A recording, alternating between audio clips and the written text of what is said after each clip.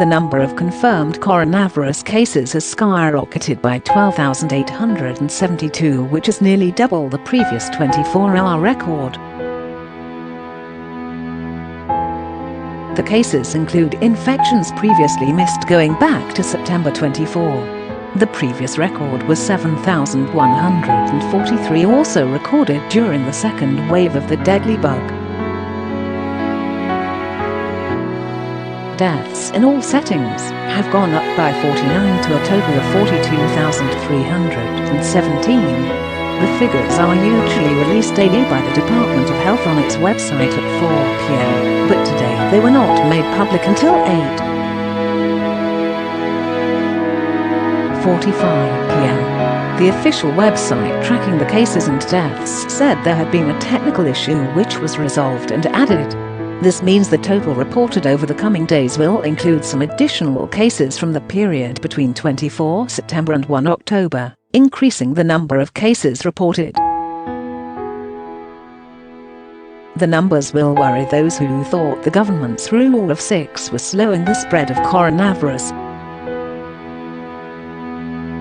A study by Imperial College London and Ipsos Mori showed 1 in around 200 people in England were infected with coronavirus and found the reproduction rate has dropped from 1.7 to 1.1. The ONS COVID-19 infection survey has found an estimated 8,400 new cases each day, compared to 9,600 the previous week.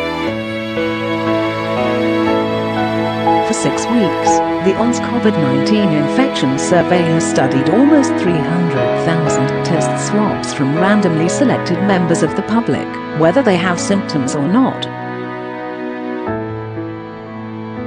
Scientists in Oxford who are working on a coronavirus vaccine are anticipating it will be approved by early next year.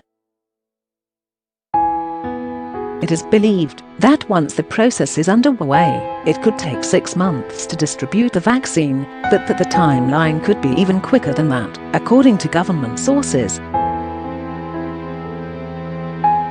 Drive-through vaccination centers are being planned to cope with the huge logistical challenge of giving vaccines to tens of millions of people. The armed forces are also likely to be called in to help.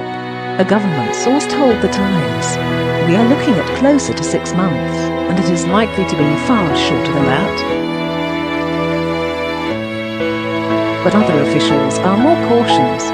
A Royal Society report suggested it could take up to a year to successfully distribute a dose of the vaccine to every adult in the UK. They believe that, while priority groups could be targeted, it would depend on the successful rollout and administration of the vaccine in the first few months.